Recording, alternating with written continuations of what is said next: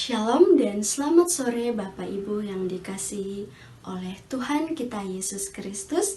Kita bersyukur pada kesempatan kali ini kita dipertemukan dalam pemahaman Alkitab Mingguan GKI Salatiga hari ini Selasa 1 Juni 2021. Bapak Ibu Jemaat Tuhan, pada kesempatan kali ini kita akan sama-sama belajar dengan tema menjadi nabi di tengah krisis multidimensi. Wah, tema ini sangat menarik Bapak Ibu. Dan tema ini akan dipandu oleh Bapak Dwi Prasetyo. Dan kita akan sama-sama mengupasnya secara mendalam dengan bacaan Alkitab dari Yesaya pasal 6 ayatnya yang ke-1 hingga ayatnya yang ke-8. Tanpa memperpanjang waktu Bapak Ibu, mari kita mengawali pemahaman Alkitab pada hari ini dengan berdoa. Mari kita berdoa. Tuhan Allah Bapa kami yang bertata dalam kerajaan sorga, terima kasih Tuhan Engkau masih memberikan kami napas kehidupan serta kesehatan sehingga kami boleh berkumpul untuk kami mau memulai pemahaman Alkitab di sore hari ini. Mari Engkau memberkati pemahaman Alkitab ini dari awal pertengahan hingga boleh berakhir dengan baik. Ini doa kami, dalam nama anak-Mu Yesus Kristus kami telah datang dan berdoa. Amin. Baik Bapak Ibu, kita akan menyongsong pemahaman Alkitab ini dengan kita menyanyikan pujian dari PKJ 177, Aku Tuhan Semesta.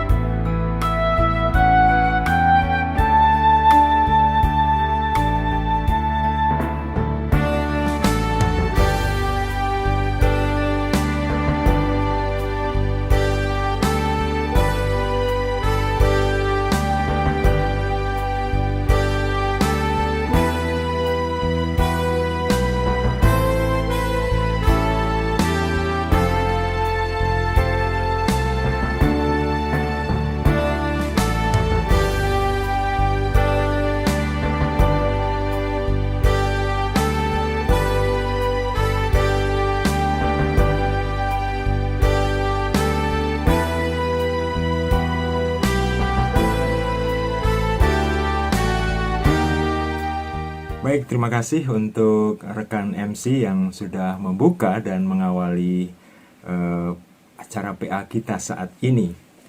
Ibu bapak, saudaraku yang dikasihi Tuhan, kita patut bersyukur dan bersuka cita mendapatkan kesempatan kembali untuk bersama-sama belajar sebagian dari firman Tuhan melalui pemahaman Alkitab mingguan GKI Salatiga yang hari ini bertepatan dengan peringatan Hari Lahir Pancasila.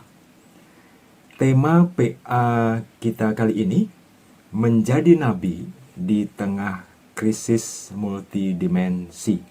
Dengan tujuan yang pertama, kita mampu membuat perbandingan antara konteks Yesaya pada masa lalu dan tantangan masa kini.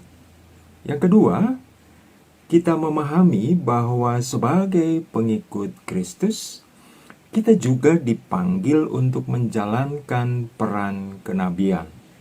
Dan yang ketiga, kita diharapkan terpanggil memerankan tugas kenabian di masa kini.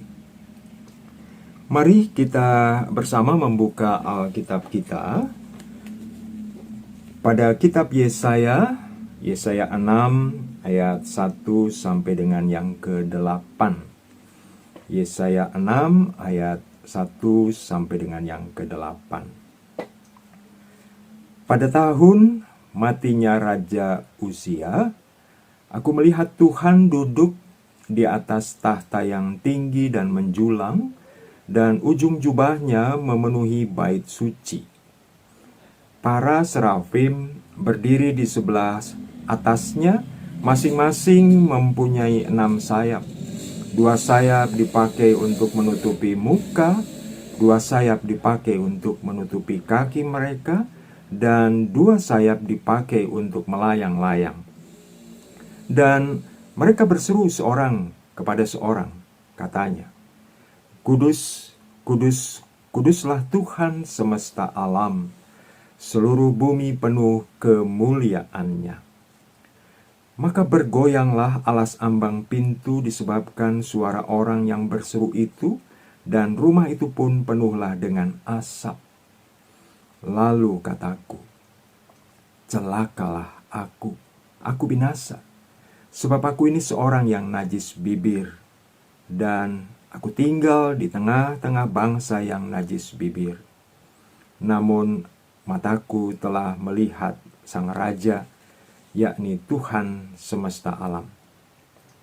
Tapi seorang daripada serafim itu terbang mendapatkan aku. Di tangannya ada bara yang diambilnya dengan sepit dari atas mezbah. Ia menyentuhkannya kepada mulutku serta berkata, "Lihat, ini telah menyentuh bibirmu, maka kesalahanmu telah dihapus dan dosamu telah diampuni." Lalu aku mendengar suara Tuhan berkata, "Siapakah yang akan kuutus? Dan siapakah yang mau pergi untuk aku?" Maka sahutku, "Ini aku, utuslah aku." Demikian pembacaan firman Tuhan. Yang berbahagia adalah setiap kita yang bukan hanya membaca, merenungkan, tetapi juga yang memberlakukan firman Tuhan ini di dalam hidup kita sehari-hari. Ibu bapak saudaraku yang dikasihi Tuhan, bersama-sama kita akan belajar dari kisah pemanggilan Yesaya untuk menunaikan tugas kenabiannya. Yesaya dipanggil Allah dalam konteks krisis multidimensional, di mana terjadi masalah spiritual, masalah ekonomi dan sosial, dan juga dinamika politik yang menegang pada masa itu. Pada masa itu, Yesaya hidup di tengah masyarakat yang mengalami kesenjangan sosial ekonomi, maraknya penyembahan berhala, dan juga kesombongan Raja Uzia di akhir hidupnya. Selain itu, terjadi juga pemberontakan koalisi Rezin dari Damaskus dan Pekah dari Samaria melawan pemerintahan Asyur. Namun pemberontakan tersebut tidak mendapat dukungan dari Ahaz, Raja Yehuda, karena ia lebih memilih tetap mempertahankan status sebagai negara semi-otonom di bawah kekuasaan Asyur. Yesaya hidup pada saat menguatnya gerakan anti-Asyur setelah wafatnya Sargon II. Itulah konteks pemanggilan Nabi Yesaya dalam situasi sosial yang sedang mengalami krisis dan dinamika yang memanas. Pemanggilan Yesaya ditandai dengan kematian Raja Uzia.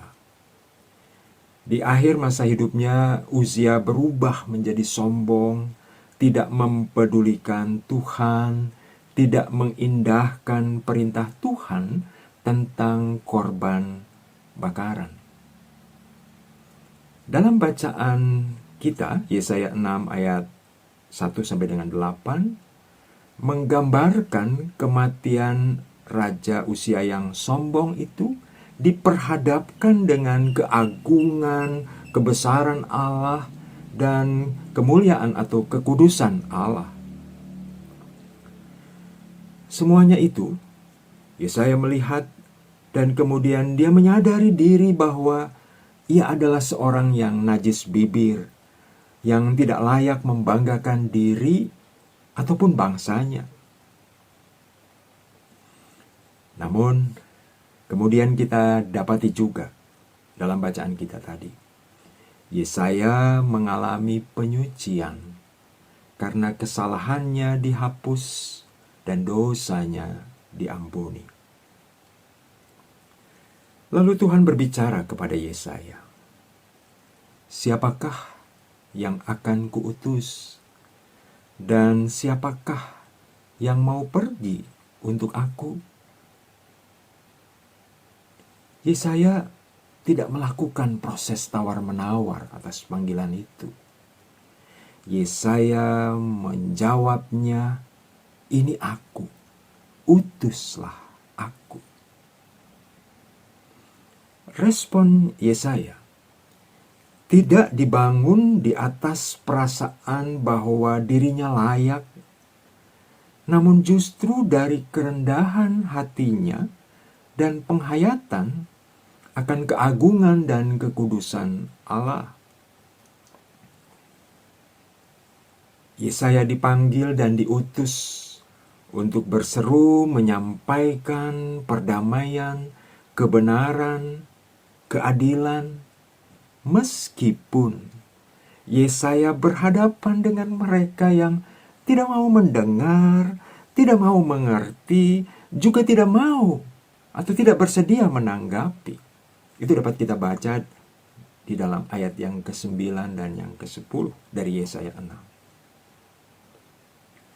Seruan kenabian perlu terus didengungkan. Meskipun berhadapan dengan ketulian, kebutaan, dan kebebalan nurani para pendengarnya. Ibu bapak saudara yang dikasihi Tuhan, setelah saya tadi menyampaikan pengantar, penjelasan singkat dari bagian Yesaya 6 ini, saya akan menyampaikan beberapa pertanyaan panduan diskusi yang diharapkan akan dapat menolong kita untuk lebih memahami dan menghayati firman Tuhan yang kita renungkan bersama hari ini. Pertanyaan yang pertama, beberapa waktu yang lalu ramai diberitakan di media sosial adanya seseorang yang mengaku-ngaku sebagai Nabi ke-26. Dan karena pernyataannya itu, ia diduga melanggar hukum, serta masuk dalam daftar pencarian orang atau DPO. Pertanyaannya, apa pendapat saudara atas pengakuannya itu sebagai Nabi ke-26. Pertanyaan yang kedua. Dalam bacaan kita, Yesaya menyanggupi tugas panggilan dan pengutusan yang disampaikan oleh Allah. Mengapa Yesaya bersedia diutus Allah pada masa itu? Pertanyaan yang ketiga. Sebagaimana Allah memanggil Yesaya, kita juga dipanggil untuk memainkan peran kenabian di masa kini. Bagaimana seharusnya kita memerankan tugas kenabian dalam lingkup personal dan komunal saat ini? Itu tadi Ibu Bapak Saudaraku, 3 pertanyaan yang silakan nanti didiskusikan di tempat Ibu Bapak Saudaraku masing-masing. Sebelumnya saya akan mengajak kita bersama untuk berdoa. Mari kita berdoa. Sekali lagi kami datang menghampiri Tuhan. Kami mengucap syukur untuk kesempatan indah yang Tuhan berikan.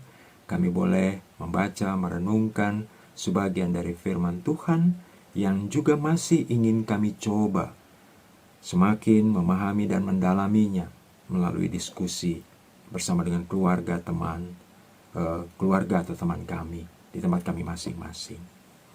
Ya Tuhan, tolonglah kami dengan Roh Kudus-Mu agar kami semakin memahami pesan firman Tuhan, dan kami juga dimampukan untuk memberlakukannya dalam kehidupan kami sehari-hari.